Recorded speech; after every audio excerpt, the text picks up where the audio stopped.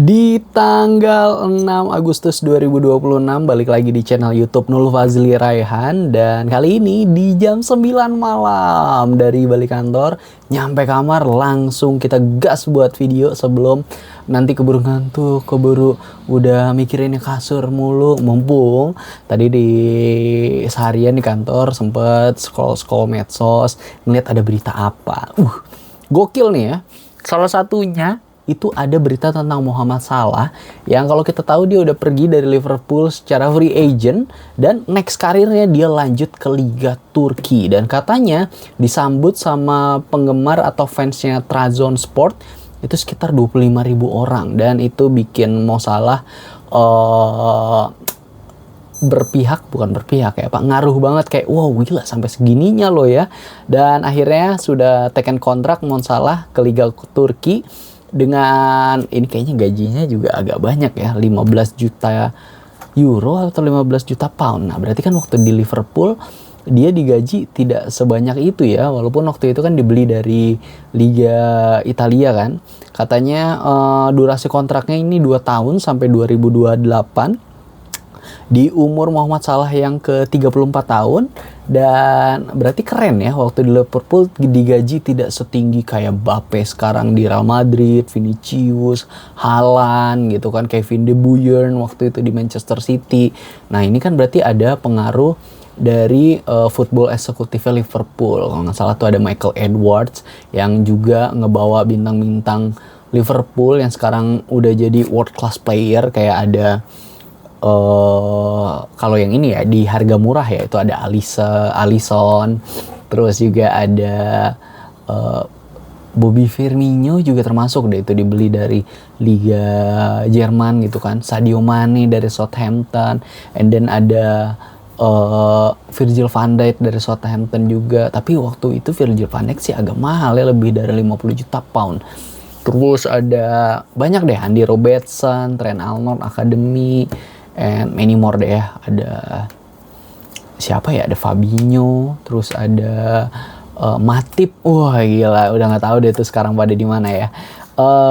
Next ada berita apa lagi untuk sepak bola Eropa, apalagi IPL ya, tapi kayaknya ini nggak IPL yang gue omongin. Yan Diomande yang official ke Real Madrid di harga sekitar 140 juta euro, dan itu terbagi-bagi ya. Yang realnya adalah 125 juta euro, terus ada 10 juta bonus add-on sama 5 juta euro untuk another bonus gitu kan. Dikontrak 5 tahun dan akan Hirgigo hari ini. Dan ini keren banget, kita tahu dia itu mengidolakan Cristiano Ronaldo. Waktu kecil dia pakai jersey tulisan belakangnya Ronaldo ditulis pakai spidol aja nomor 7, dan akhirnya beneran dong dia ngikutin pathway-nya Ronaldo ke Real Madrid. Dan ada drama juga atau ada kisah inspiratif di sini, di mana dia kehilangan adik perempuannya yang sayangnya bisa berpulang terlebih dahulu. Terus di kesepakatan ini juga klub lamanya Yan Diomande sebelum Leipzig yaitu Leganes dapat kucuran sekitar 5% dari deal ini. Wah gila, untung ya. Mungkin gara-gara yaudahlah kita setahun Diomande baru disainin, kita jual deh ke Leipzig, toh juga kita kasih kontrak di sana, ada clause dimana kalau misalnya nanti dia dijual dari Leipzig akan kebagian juga Leganes kan gitu. Terus masih dari Real Madrid yaitu Vinicius Junior akhirnya taken kontrak baru. Sebelumnya kontraknya bakal habis di musim depan di tahun 2027.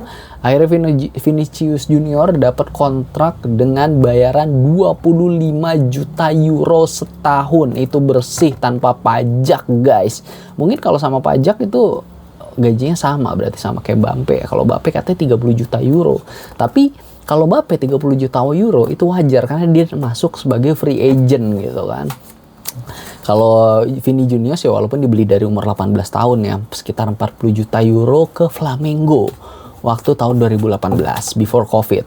Nah, terus juga dia dapat peningkatan hak citra, peningkatan kecil, tapi nggak tahu berapanya ya.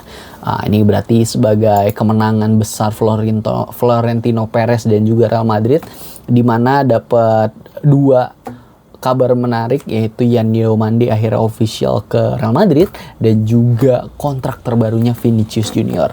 Nah, katanya ada kabar udah Real Madrid bakal tidak akan membeli siapapun di transfer kali ini, berarti berita tentang Rodri mungkin enggak, tapi itu dibilang selesainya kalau misalkan Real Madrid tidak menjual pemain-pemainnya lagi.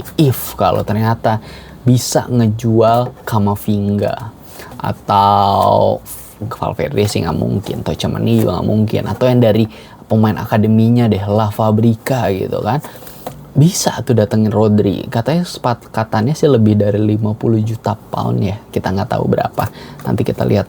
Mungkin ada yang bingung nih, pound euro, yang penting nih untuk nilai tukarnya pound sedikit lebih tinggi daripada euro. Nah itu dia. Kalau masih euro, berarti agak lebih murah nih gitu kan. Cuman kita nggak tahu nih nantinya ke depannya kayak gimana. Dan mantan back atau defendernya Arsenal, Takehiro Tomiyasu, yang sebelumnya dilepas secara free agent karena cederanya, jadinya dilepas secara free agent. Akhirnya sekarang dikontrak sama klub IPL juga. Ini bisa menjadi mantan yang menyakitkan ya.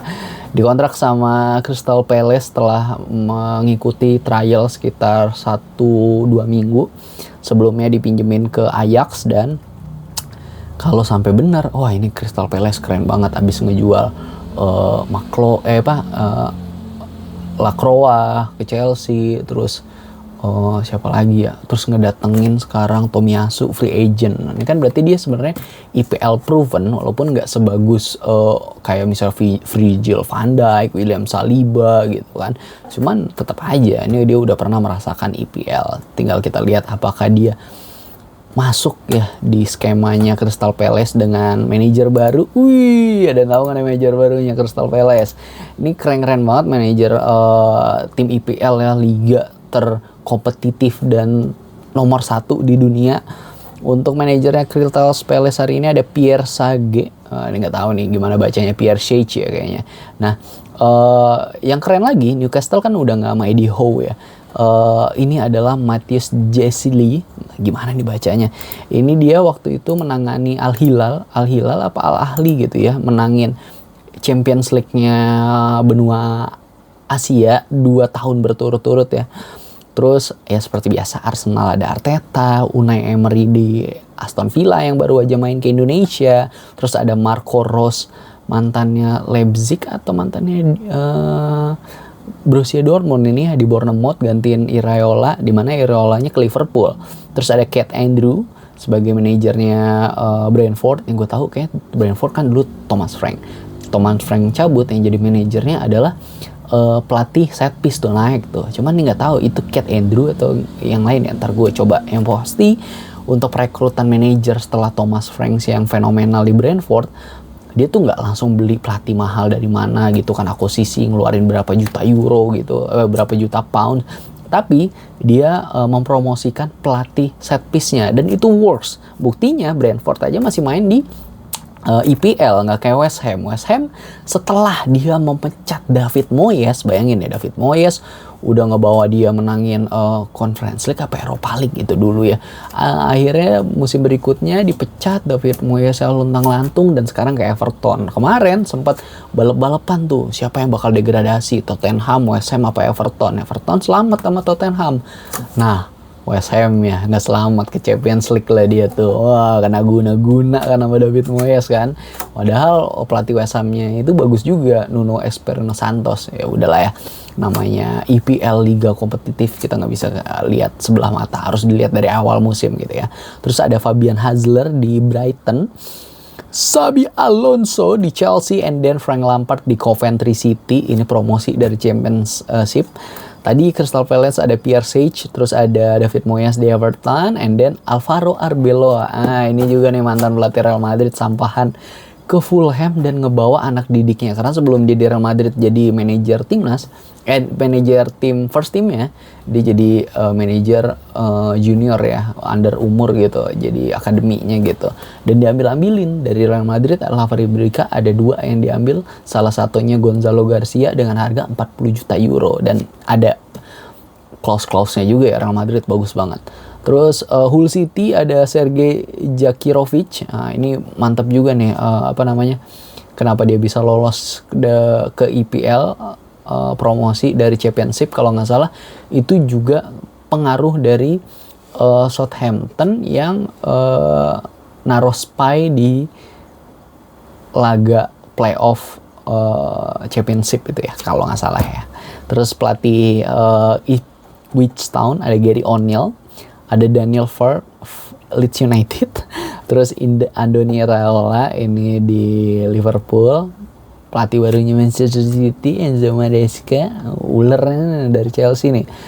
Terus Michael Carrick dari Manchester United, Matthias Jesli dari Newcastle, baru juga penunjukan paling baru. Oliver Glasner, mantan Crystal Palace, bawa menang banyak piala, 2 untuk pertama kalinya di sejarah klub. Akhirnya sekarang ke Nottingham Forest. Wah, gimana nih dia ya, CEO-nya Marinakis, sebelumnya Crystal Palace kayak begitu, pelit, dan yang lain-lainnya mungkin ya, sekarang deh ke Nottingham Forest. Terus ada Lebris di Sunderland yang tidak mau melepaskan Granit Xhaka untuk Chelsea. Ada Roberto De Zerbi yang menyelamatkan Tottenham Hotspur dari masa degradasi kemarin. Nah gitu.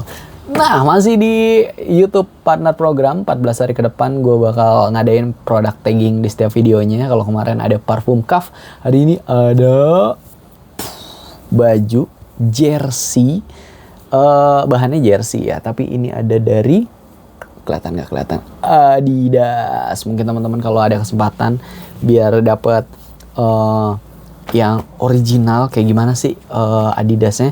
Kalau ini ya, di sini ada tulisannya Made in Thailand, dan ini mungkin jadi jersey original pertama gua, walaupun ini bukan jersey sepak bola ya, ini cocok banget buat dipakai lari. Jadi teman-teman yang suka lari bisa banget nih dibeli, diklik produk taggingnya.